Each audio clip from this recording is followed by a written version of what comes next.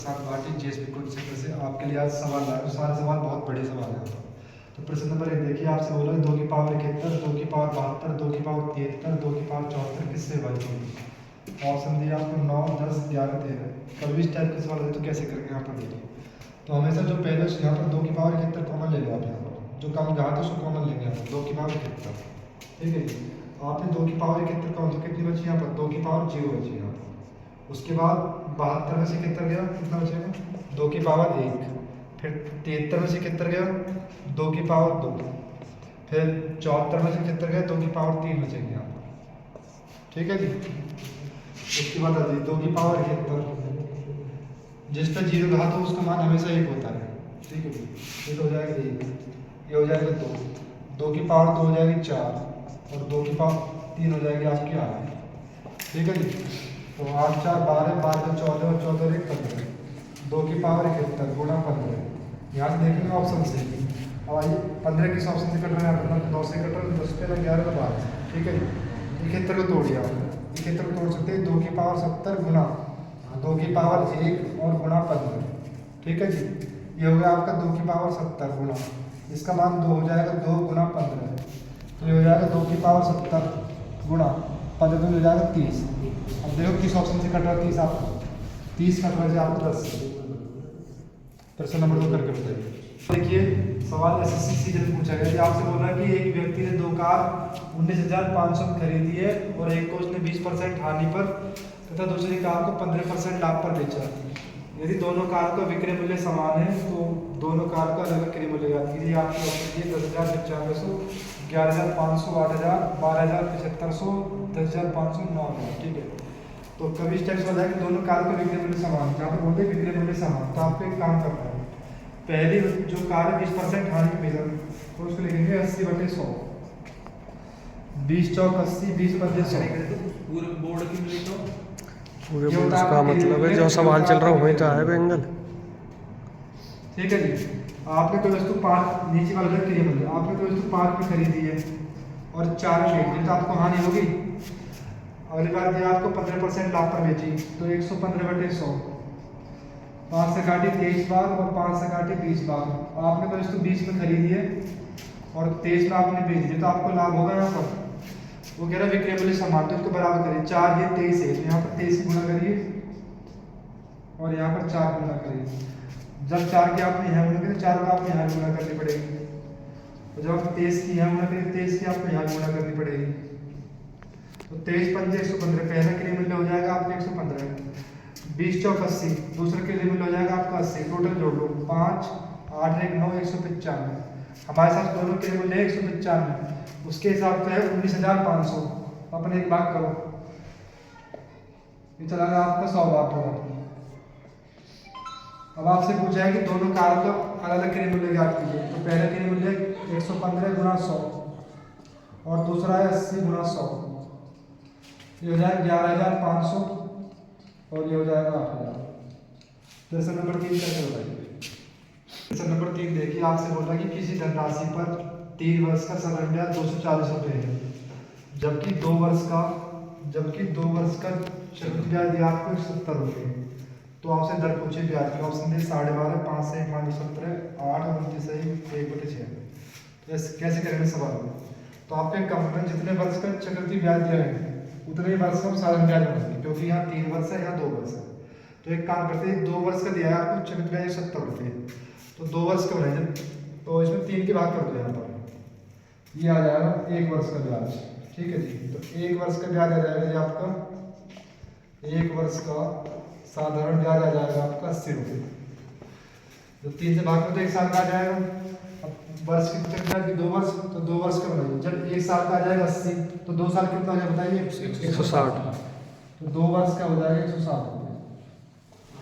ठीक है जी। अब बराबर होगी आपकी वर्ष होगी आपकी बराबर।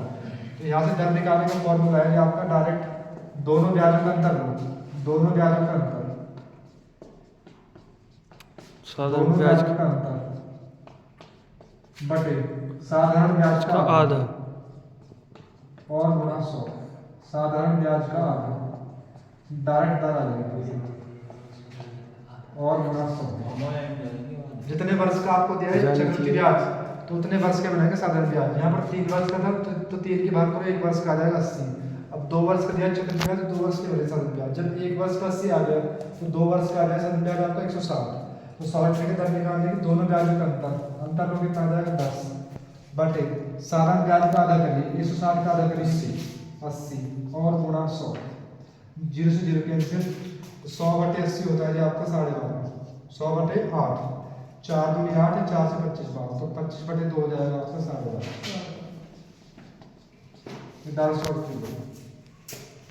सवाल है नंबर 4 में भी सवाल एसएससी पूछा गया आपसे कह रहा है एक गेंदबाज जिसका गेंदबाजी औसत 24.85 रन देकर प्रति विकेट है कितने रन देकर एक विकेट लेता आपके हिसाब से और अगली पारी में वह प्रत्येक 52 रन पर 5 विकेट लेता है जिसके कारण उसका गेंदबाजी औसत 0.85 कम हो जाता है तो उसके द्वारा अंतिम मैच तक विकेटों की संख्या ज्ञात की।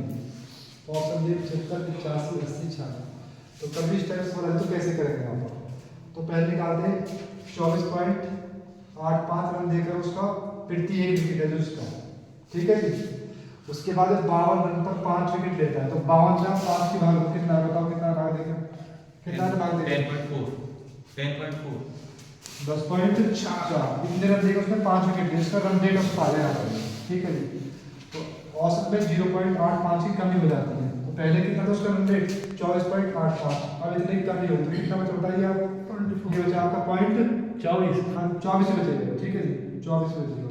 फिर ऐसे अंतर लेते हैं घटाई कितना बचेगा आपका 0.85 फिर ऐसे अंतर लेंगे 13.6 यहाँ पर 2 अनुपात पॉइंट है यहाँ पर 1 अनुपात है तो पॉइंट बराबर के लिए 0 बनाना चाहिए यहाँ पर पॉइंट से पॉइंट कट गया यहाँ पर 17 से काटो 17.85 136 और 0 5 से काटो 5 का 5 5 से 16 बार अब ये इसका 5 गुना है 1 का 5 गुना है यहाँ 5 गुना करिए 16 पंजे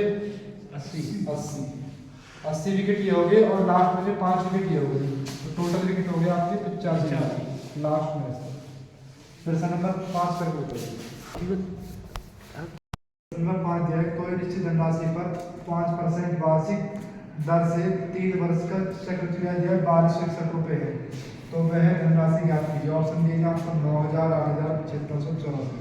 तो कैसे करके सवाल करते हैं तो मैंने बताया जितने दर हो 100 में लोगे आप तो 105 बटे 100 5 से काटिए 21 बार और 5 से काटिए 20 बार ठीक है जी।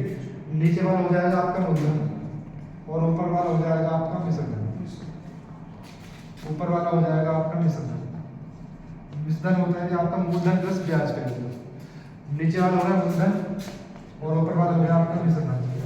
वर्ष कितनी आपके यहाँ पर 3 वर्ष है तो 3 बार लिखिए 20 20 21 और 21 20 की क्यूब होती है जी आपकी 8000 21 की क्यूब होती है जी आपकी 9261। यहाँ पर दिया है आपको चक्रवृद्धि ब्याज 1261 रुपये है। यदि मैं मिश्र धन से मूलधन घटा दूं तो ब्याज आएगा नहीं आएगा आपके पास 8000 रुपये थे टोटल हो गए 9261 तो ब्याज कितना बढ़ा ब्याज बढ़ा 1261 उसने कितना दिया ब्याज यहाँ पर 1261 सवाल मैच हो गया वो कह रहा ब्याज 1261 है हमारे पास ब्याज कितना है यहाँ पर 1261 और क्या पूछा है आपसे पूछा है मूलधन कितना दिया आपके यहाँ पर 8000 गुणा 8000 इससे कर दिया तो बराबर आ गया 8000। सवाल नंबर 6 करके 20 बटे 5 बटे सवाल नंबर 6 देखिए आप बोल रहे एक कार 1 सेकंड में 20 मीटर चलती है जी आपका तो आप बोल रहे उसकी किलोमीटर प्रति घंटा में गति ज्ञात कीजिए गति होती है 4 ठीक है जी। तो गति का सूत्र क्या होता है बताइए 4 होता है जी आपका दूरी बटे समय दूरी कितनी जा रही है यहाँ पर 20 मीटर समय कितना दिया आपका 1 सेकंड।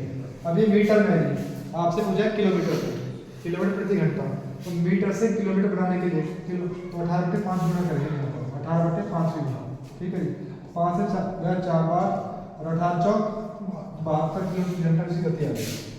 सवाल नंबर 7 देखिए आपसे बोला कि 8 संख्याओं का औसत 21 है यदि प्रत्येक संख्या को 8 से गुणा किया जाए तो नए सेट का औसत क्या होगा।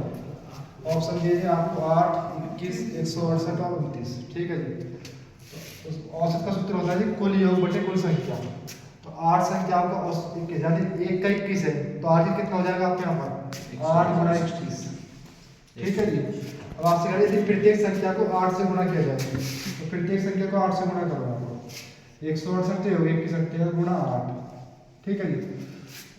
कुल योग बटे कुल संख्या, तो कुल संख्या कितनी आपके यहाँ संख्या 8 होंगी आपके यहाँ पर 8 से 8 करके तो बराबर हो जाएगा आपका 168।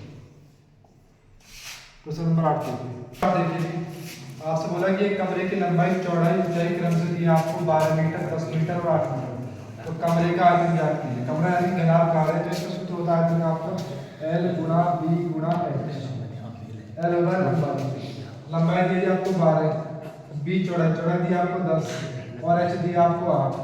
तो 12 120 गुणा 8 ये आ जाएगा आपका 960। प्रश्न नंबर 9 करके बताइए। प्रश्न नंबर 2 दे दिया आपसे बोला कि 3 कक्षाएं दी है, छात्रों का अनुपात क्या है 2:3:5 और आपसे कह रहे थे प्रत्येक यदि 40 छात्र प्रत्येक कक्षा में पढ़ाए जाए तो नया अनुपात हो जाता है कि आपका 4 5 7। तो शुरू में कितने छात्र थे, कभी इस टाइप का सवाल आ जाएगा। 2 से 4 करा कितनी वृद्धि हो रही है 2 की, 3 से 5 करा कितनी वृद्धि हो रही है 2 की, 5 से 7 करा कितनी वृद्धि हो रही है 2 की, बराबर वृद्धि हो रही है। वो कह रहा 40 बढ़ाए जाए हमारे यहाँ से कितने वृद्धि बोले आप 2 की वृद्धि हो रही सबसे बराबर। तो आप समझा कि शुरू में कितने छात्र थे, तो शुरू में गिन लो 5 और 3 8 और 2 10। अगर पूछता है लास्ट में कितने छात्र थे तो 7 5 12 12 4 16 गुणा कर दूंगा यहाँ पर 2 से कितनी बार गया 20 बार 20 गुणा 10 बराबर हो जाएगा आपका 200। प्रश्न नंबर 10 आपसे बोला सवाल नंबर देखिए आपसे बोला कि एक बड़े बगीचे में देखिए आपसे कह रहा कि एक बड़े बगीचे में 60% पेड़ नारियल के हैं। नारियल के पेड़ों की संख्या के 25% पेड़ आम के पेड़ हैं और आम के पेड़ों की संख्या के 20% पेड़ सेब के पेड़ हैं। यदि सेब के पेड़ों की संख्या 40 है तो बगीचे में कोई पेड़ याद कीजिए। ऑप्शन दिए आपको 48,000 50,000 51,000 50,000। तो मैंने माना बगीचे में टोटल 100 पेड़ है, अपने पास से 100 मांगे, मर्जी आपकी कितने मांगे, ठीक है 100 मांगे। तो एक बड़े बगीचे में 60% पेड़ नारियल के हैं, तो 100 का 60% करिए आप यहाँ पर, तो 60 पेड़ आगे नारियल है, यहाँ से कोई दिक्कत किसी को ठीक है।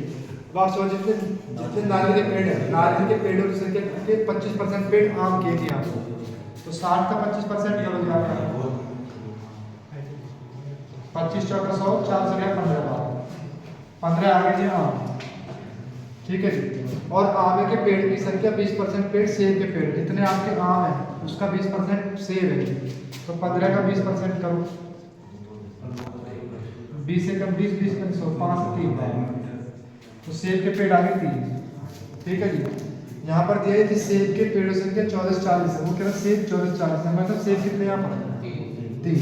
अगर यहाँ लेता आम तो हम लेते आम, नारियल तो हम लेते नारियल, ठीक है जी। टोटल पेड़ कितने मांगे आपने, टोटल पेड़ मांगे आपने 100, 3 से काट रहे आप 3 चौक 12 2 बचे 3 8 24 1 0 ये और 2 0 ये बराबर आ गया 48,000, ठीक है जी। यदि वीडियो अच्छी लगे तो वीडियो को शेयर करें और चैनल सब्सक्राइब करें। आज